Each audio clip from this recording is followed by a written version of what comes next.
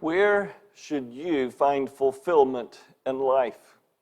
Or another question might be, where can you find fulfillment in life? I hope you are aware that this is one of, say, the top 10 questions every human being on planet Earth needs to grapple with and find the right answer. If you ask a salesman how to find purpose in life, they will almost always tell you, just give them money and they'll give you their product. It'll make you happy. I mean, look at the commercials. They have someone smiling. They're using a pencil sharpener and they're smiling because that's the best pencil sharpener in the world. It'll make you happy. Whatever you want to buy, the salesman says to buy it. Then you have sportscasters who tell you about this great event, this contest in sports, and if you just win the championship, you'll be happy. And they demand, they insist that when they interview the champion, how do you feel right now? They want so much for them to say, this is the greatest moment of my life. Wouldn't it be terrible if that were true? The rest of their life would be depressing because that right there was the highlight for life. And then entertainment magazines say if you could, or at least hint or suggest, if you could only have your picture on the front of the next issue of this magazine, that would bring fulfillment. If not that, the social media posts seem to suggest if you have a lot of friends, and if you can just keep pumping out pictures every day about you and your friends having fun and you're smiling, that would be the utopia of life on earth. Everyone is in search for significance. Everyone is looking for their meaning in life. And this desire is so strong that the most popular, sought-after college class is at Yale University. Every semester, approximately 1,200 students apply for a class. The class is about how to be happy. And all the kids think if they can only be a part of that class, spend more money and buy these books and attend this class, that somehow they can find happiness. And the professor admits that we live in a world today where people are struggling with so many options out there, and everyone's promising happiness and life, but it doesn't come. When I lived in Fort Worth, Texas, I had a roommate who was a former seminary student. He graduated 15 years previous. Yet I asked him point blank because he seemed discouraged in life. I mean, all he ever did was buy knickknacks, nothing more than $1. He would buy all kinds of paperback books that were falling apart, thus they were less than $1. And the house was filling up with this stuff.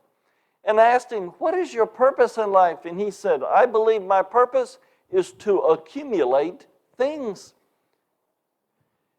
And the house was filling up with stuff. And when he would go out for a job, he could not work more than a part-time job. For this reason, he was afraid someone would break into his house and steal his stuff. That was his purpose in life. He was a seminary graduate as well. I mean, the stuff that people do to find fulfillment in life. And sadly, some people do it at the expense of others. One guy, about 47 years old, had a child, and when that daughter was 18 months old, he said these words. When friends ask me how I'm feeling 18 months after my daughter was born, I usually tell them that it has been wonderful. Sometimes, though I'm feeling particularly confessional, I will smile coyly and say, well, this is not the life I wanted, but the life I had before wasn't the life I wanted either. I say it in a cheeky, half-joking way, hoping the gravity of the comment will go unnoticed. But it's not a joke. Since my daughter, Olivia, was born, I have cycled through a huge range of emotions. I expect many of them would be familiar to any parent: joy, exhaustion, deep love, confusion, wonder, exasperation, happiness, sadness. But there's another, quieter emotion that comes up every now and then. It's a feeling that's so difficult to talk about, so universally taboo, that I feel nervous expressing it, even to the people closest to me. The emotion is regret that I even had a child. Since I was a teenager, I knew that I did not want to have kids. I did not budge for decades, and I had quite the battery of reasons for feeling this way, from the emotional to the practical. The biggest one being that there were simply too many things I wanted to accomplish in life, and a baby would surely get in the way of that. I mean, people are desperately looking for significance. And the majority of people around us are looking around like blind men, just meandering around planet Earth, and they can't find it. It just so happens God has given us our meaning and purpose for living.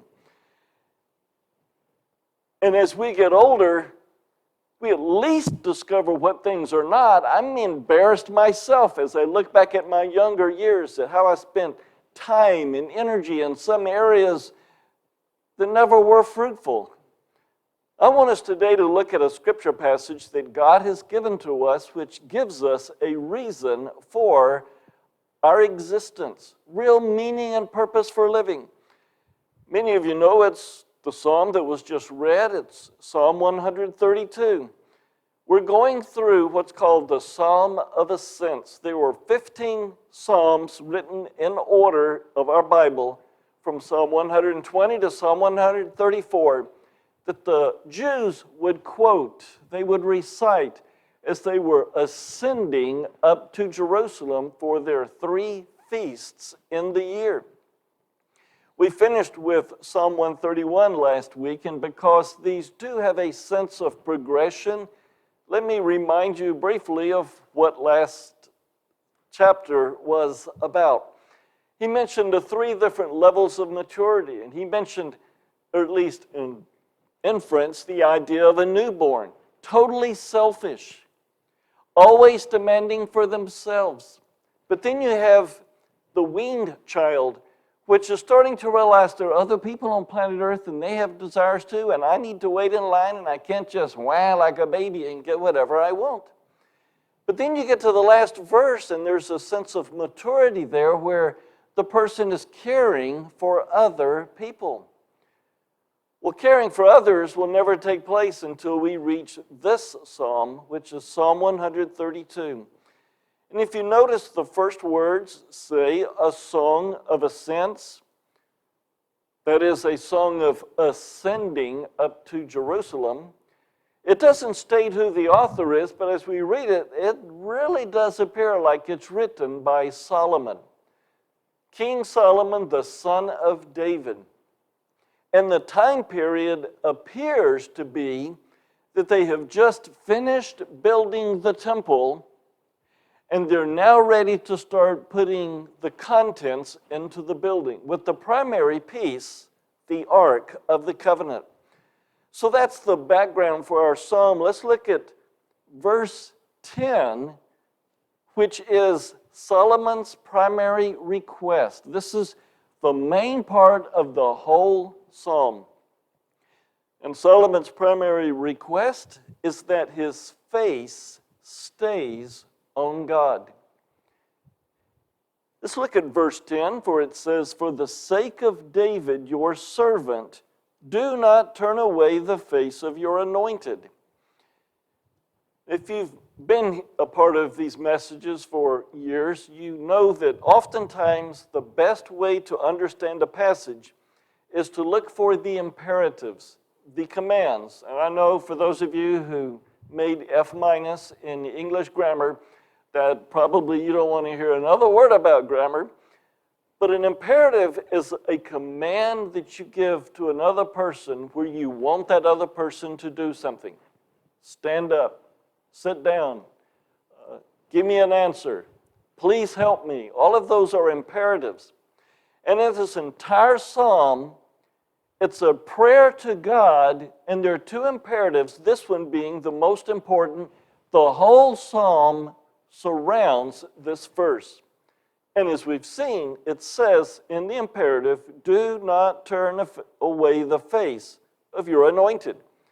And what's he referring to? He's saying he is a king, is finally realizing one of the most important things in life is to have my face towards God. What an amazing revelation. Interestingly, because years earlier, God came to him and said, I'll give you one wish. Whatever it is, I'll give it to you. And Solomon said, I want wisdom. So God gave him wisdom. That probably wasn't the best request. And now this request is, because it's reflecting on King David. What was unique about King David? It says he had a heart, or rather he was a man after God's own heart. He loved the Lord. He totally devoted himself. And that's one thing Solomon was missing. Today we have a symbol for Israel. It's the six-pointed star called the Star of David. We have the city of Jerusalem called the City of David. People today remember David, but not too many people remember Solomon. He had the wisdom, but he didn't have this main feature, his face toward God. So now in the little bit mature level of his life, he's realizing, I need to keep my face on the Lord. Especially now as a king, I need to lead the people. My face needs to stay on the Lord. Now that's the main point. And now that I've given the main point, I'm not telling you it's time you can leave and miss the rest of the message. No, let's look at the rest of the psalm, where he has two items before. These are his appeals before verse 10, and then he has two more appeals afterwards. When we look at appeals, which is the major part of the psalm, keep in mind these are appeals given by people when they make a request, but they want that to be answered. For example, a child goes up to the parent and says, I'd like to go to the convenience store. Can I have $5? Now, after a kid asks a few times, he realizes parents don't always give us everything we want. So you make your request and then you follow it with appeals. Hey, my older brother got to go yesterday and you gave them $5. Can I go today? You see how you're adding the appeal to twist the arm a little bit? Maybe the girl says, my older sister turned 6 and you gave her a free bicycle. I'm about to turn 6. Would you please give me a bicycle too? These appeals are given to encourage the other person to give us what we want. So what Solomon wants is a face after God's heart. But now let's see his 4 different appeals. The first one appears in verses 1 to 5, and he says, I'm basing my request on David's desperation and passion. When you look at verse 1, he says the other imperative to God, remember, O Lord, on David's behalf. So there's the other imperative, and what is he specifically wanting God to remember? It's David's passion. But when he says the word, remember his afflictions, that's caused confusion over the years as to what the word means. And if you look up the word and dig up its root meaning, you come up with things like looking down, browbeating, to depress literally or figuratively, and that doesn't really help us out very much. You look at other translations and you find out some people translate it like most of yours are translated, where he says, David's favor all the hardships he endured. Amplified says, remember to David's credit all his humiliations and hardships and endurance. Then a Catholic Bible has an interesting perspective where it says, O Lord, remember David and all his meekness. The New English translation says, O Lord, for David's sake, remember his strenuous effort. Now, for us to understand the passage, we need to, I think, understand more the Hebrew mindset. It's more about what is being said, not what's literal. For example, did you know that the Hebrews believe, they might believe that emotions start in the heart, but they also ends in the stomach. So you'll hear a lot of statements in the Bible about someone having intestines of compassion. And some of you are going, really? And I'm saying, oh yeah. King James even translates it, bowels of mercies. Why? Because when you have emotions, your stomach does stuff. It tightens, it moves. Do you know what the name David literally means? If you look up a name book, it says David means beloved one. But that's not what it really means. It means agitation. The stomach is getting all stirred up. We would say today, he looked at her and he had a palpitation of the heart. We would say pitter-patter in the heart.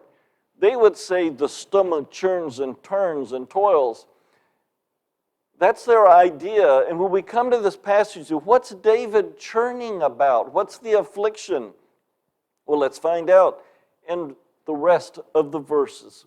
Verse 2, he says, how he swore to the Lord and vowed to the Mighty One of Jacob, surely I will not enter my house, nor lie on my bed. I will not give sleep to my eyes or slumber to my eyelids until I find a place for the Lord, a dwelling place for the Mighty One of Jacob. Remember, years previous, David finished his house and he realized, oh, this is terrible. Look, God's presence is inside the ark. And the ark is just exposed. He doesn't even have a permanent house. It's just this tabernacle that we can take down and put back up. We need something permanent. David was so compassionate towards God, he said, I don't even want to go back to my own house and sleep in my bed until God's house is completed. Wow. Do you guys have that much passion for God? For most of us, especially me, it's so easy for me to be comfortable and not see that other people are hurting. But here's a case. David saw that God didn't have a place for his dwelling place, the ark. Remember the story. God came to David and said, don't worry about this, David. I've already been living like this for over 400 years. I'm going to have your son Solomon to build the temple. So this is the background, the first appeal that Solomon makes towards God. Remember David, who loved you so much. His stomach was tight and twisted, and he's, I don't want to even live in my own house until God gets his permanent house built. Can I build a little bit more on this, that we need to have a love for God that's just as passionate? We need to love him. When I first became excited about Jesus, I was 18 years old. I'd already been in church almost all my life. Actually, I guess you could say I was even involved in the church 9 months before I was born. I mean, I was just there all the time. But when I was 18 years old, I got to a point, I said, God, something's missing, something's wrong. Either you prove yourself to be real or I'm just going to quit or leave. And God proved himself to be real, and I realized he wants more of a relationship. He wants to be my boss. He wants to be in control of my life. And it finally made sense. Life was exciting. I began telling people about Jesus, not about church, but Jesus. He was exciting. And it hurt so much when I went to the church family and they said, you're going to be a preacher someday. Because deep down inside, I never said this, but I wanted so much to say, if you love Jesus too, you would talk about him too. If you only cared about Jesus and experienced him in a really close way, you would be witnessing to other people as well. I mean, I didn't say that, but I wanted so much to be ugly. And it was like, boy, if you ever become excited about Jesus, it means you're going to be a preacher. because the rest of us don't need to be excited about Jesus. That's only for you religious leaders. And they didn't realize they were cutting their own throat. He is the reason for our being on earth. He is the reason for life. Marriage does not bring total fulfillment. Money doesn't. A big empire, a big estate, multiple cars. I was thinking this past week, what if you had a house that you kept adding more garages so people could say, look, a 5-car garage. You know what that would be full of? More stuff. All 5 cars would be outside of it because we just keep adding more stuff into our garage. Jesus is life. He is what life is all about. Many years later, in fact, just before I came here to Ohio, my job in New York State was delivering furniture. And you had no idea what time you'd be getting home. There were many times we had to go a long distance and the truck would break down and we have to sit out there for hours and wait for someone to come to repair it. There were many times that we'd rush through the day and finish our 7-8 hours worth of work, be so excited we got through early only to find out that another truck broke down and now we have to go drive their truck and start making deliveries at 5 p.m. There were many times I worked overtime. There were 3 times I worked 40 hours between 7 a.m. Monday morning and 6:30 Wednesday. 3 days later, I'd already put in 40 hours. And when that ended, I was exhausted, I was tired, and the only place I wanted to go was church at 7 o'clock. Why? Because I'm a holy saint? No, not that at all. There are a bunch of people way godlier than I am. Well, why did I go? Because Jesus means a lot to me. How much does he mean to you? David's stomach was tight, saying, ooh. So when it says his afflictions, it's probably talking about his stomach. He wanted so much for God to have his temple built. Well, let's move on to the second appeal, and this one appears in verses 6 through 9. It was the people's passion for the ark. Now, I need to explain what is the ark. Some of you will probably even say, no, wait a minute, Noah had his ark. Well, Moses had his ark as well. The Hebrew word just simply means a chest or a box. Just that Noah's was about 1,000 times bigger than Moses. And inside the ark was the covenant. You could say the wedding rings. The most important thing between God and Israel was the 10 Commandments, the covenant. I've heard stories of women who have had to remove everything from themselves and go leave town because the bad guys had moved into their house and told them to leave. I hear stories about women who take off their wedding ring and hide it because that's their most precious possession. They don't want to lose their wedding ring. That should be our desire as well. And for the Jews, the covenant represented their wedding rings. That was their commitment to God, and they didn't want to lose it. So that's the picture of their desire for the ark, God's dwelling place. Now let me remind you again of what the ark was. It was a box so many feet long and so many feet wide. And then on top were these 2 angels where they faced each other. That's the golden angels that they put on top that they made.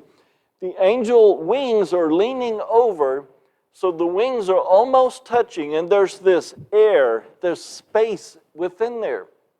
The God of the universe told the Jews that that's where he lived, was in this space. Not in an object, because that's what other people believed. They believed in idols. They believed in some wooden structure. But God intentionally designed it so that he's in a space to show that he's real, and it showed his home. So let's look now at this passage, beginning with verse 6 to understand the ark. It says, behold, we, notice that's plural, and he's speaking on behalf of the people during David's days. We heard of it in Ephrathah. You say, what is that? That's another name for Bethlehem. If you read Micah 5:2, it says the Messiah will be born in Bethlehem Ephrathah. It's just another name. So think of it, David wants the ark, he's looking for the ark, and they say, oh yeah, there's an ark somewhere in our land. That's where God dwells. We need to find this. And then he says in the rest of verse 6, we found it in the field of Jaar. Now that's a poetical way of saying the full name of the city, which is something like Kiriath Jearim. And you're wondering, okay, no wonder they shortened it. You know, we would say, instead of Youngstown, we would say Yo. That's our abbreviation. But for them, Jaar referred to the city where the ark was placed. Remember when the Philistines stole it, they had it, and then when they returned it, it ended up in the city of Jaar. So in this poetical way of verse 6, it says, we had this passion, we need to find the ark. Then we found it in Jaar. Look what he says in verse 7. Let's go get it. Let's go into the dwelling place. Let's worship at his footstool. Arise, O Lord, to your resting place, you and the ark of your strength. Let the priest be clothed with righteousness, and let your godly ones sing for joy. It is almost as if he's saying, hey, God is going to be in church today. Let's go. Let's experience the God of the universe. We had something similar to this a few months ago when we had a solar eclipse that went right across the United States. And many of us in Mahoning County, wow, the solar eclipse, it's coming to our land, it's coming to Cleveland. Let's go to Cleveland. Shouldn't our excitement to experience God be greater than our experience to see darkness? Our desire should be to enjoy the Lord. So this is the second appeal by Solomon. He's saying, God, give me a heart for you. The first one is because that's what David wanted. The second, that's what the people want, this ark in order to worship. But now let's go to the third one in verses 11 and 12. It's the Lord's vow to David. You know how kids come up to you and say, can I have such and such? Well, you said, that's the idea here. He's going to God and saying, well, you said. Verse 11, the Lord has sworn to David a truth from which he will not turn back. Of the fruit of your body I will set upon your throne. If your sons will keep my covenant and my testimony which I will teach them, their sons also shall sit upon your throne forever. So what did Solomon say? Give me a heart after you. Why? Because you promised God that you would always give your descendants, one of David's descendants, a man to sit on the throne. And there's a condition. Did you notice that? If your sons will keep my covenant and my testimony. So he's saying, God, I want to stay on the throne. Help me have a heart that follows you. The irony is this was Solomon's downfall when he would forsake that very thing. He had 1,000 wives, and he let the desires of all of his women to distract him from the truth. He needed to keep his eyes on the Lord. He didn't, so Solomon suffered the consequences, the complete opposite of his prayer request here. But let's go to the fourth and final appeal in verses 13 to 18, and this is the Lord's vow regarding Jerusalem. Verse 13 says, for the Lord has chosen Zion. He has desired it for his habitation. I'm going to read this just a little bit slower than usual. I want you to try to memorize pieces of it so that when I read from Deuteronomy in a moment, you can say, that sounds familiar. He said of Jerusalem, Zion, that this is my resting place forever. Here I will dwell, for I have desired it. I will abundantly bless her provision. I will satisfy her needy with bread. Her priests also I will clothe with salvation, and her godly ones will sing aloud for joy. There I will cause the horn of David to spring forth. I have prepared a lamp for mine anointed. His enemies I will clothe with shame, but upon himself his crown shall shine. I'm thinking, I see quotation marks, and God vowed. Is this someplace mentioned early in the Bible? And what do you know? I found something in Deuteronomy 12. And I want you to realize Deuteronomy was written before they even went into the promised land, approximately 1500 BC. When is the temple being built? Approximately 1000 BC. So what I'm about to read is 500 years before the building of the temple. And specifically, God is going to bless and choose the city of Jerusalem. For he says, but you shall seek the Lord at the place which the Lord your God will choose. He will choose from all your tribes to establish his name there for his dwelling, and there you shall come.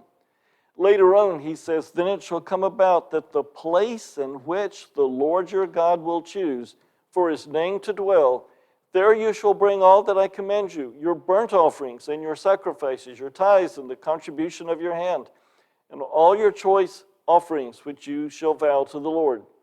And you will rejoice. Verse 14, he says, in the place the Lord chooses, one of your tribes, there you shall offer your burnt offerings. And he continues with other verses showing how God chose Jerusalem. So based on the fact that God chose Jerusalem to be the place, Solomon says, God, would you please have my heart be right so that all of these can take place. This is an amazing psalm when it comes to desiring the face of the Lord. And can I challenge you guys, your number one desire is to seek the Lord. It's not to make money. It's not to have human friends. It's not to have pets as friends. It's not to be successful in business. Whatever, everything is a waste of time compared to the number one thing, seeking the face of the Lord. That really is the most important thing. For years I have offered this challenge and no one has ever answered. If what I said is not true and something else brings greater life, then you need to tell me what that is so that I can enjoy it. But if what God said is true, and it is, all of you, all of us, should make that a priority in our life to get rid of distractions that are around us. This one guy who built or had a business in England, it was a salon. They needed someone to be a hairstylist. So Allison Birch, the owner of that company, put an ad in the paper for an employee, for a worker. She put desires in the new employee that the person be happy, the part-time, fully qualified, and a stylist. Within hours of advertising, the government reprimanded her and said, how dare you say that you're looking for someone who's happy. They said, don't you know you're discriminating against those who aren't happy? God does give us ways to enjoy life, even though the world is trying to make your life miserable, the world is trying to take away your joy. God can give us that joy. I want to just conclude with this one simple idea. Did you know that a chameleon has independently controlled eyes? If a chameleon, so it's designed so that as it's walking down a branch, one eye can look down at the branch to know where his grasp should be, and it can have another eyeball on the prey that it's about ready to attack. Eyes in two different directions. But then there's another animal that does the same thing. It's called a flounder, a fish. When it is hatched, it's shaped something like this and has an eye on both sides of its body like every other fish. But there's something unusual about the flounder, is that one eye in the next year or so will migrate to the other side of the body. And then the flounder will lay flat on the bottom of the Gulf or on the bottom of the ocean. You say, well, why would it do that? That is, why would it move one eye? Well, obviously, if it's going to lay flat in the dirt, why would it want one eye looking straight down into the dirt and the other one looking up? And by the way, half the flounders, half the species have a left eye that migrates to the right side. The other half of species have a right eye that migrates to the left side. You know, God wants us as Christians to do the same thing. Instead of having one eye in the dirt of the world, the salacious stories about people's personal lives and kids and marriages and their fourth divorce and how they hate so-and-so, and instead of the salacious stuff of life to find happiness, and they're chasing after money and friends, and we need to get that eyeball out of the dirt and move it to the other side and do the best we can to focus both eyes on the Lord. So I challenge you today, would you turn your eyes to Jesus? Put your focus on Him, and God promises the greatest life you could possibly ever have. He doesn't promise health, wealth, and prosperity. He promises full joy and meaning for living. Which do you want? You get to choose today. Would you bow your heads for prayer?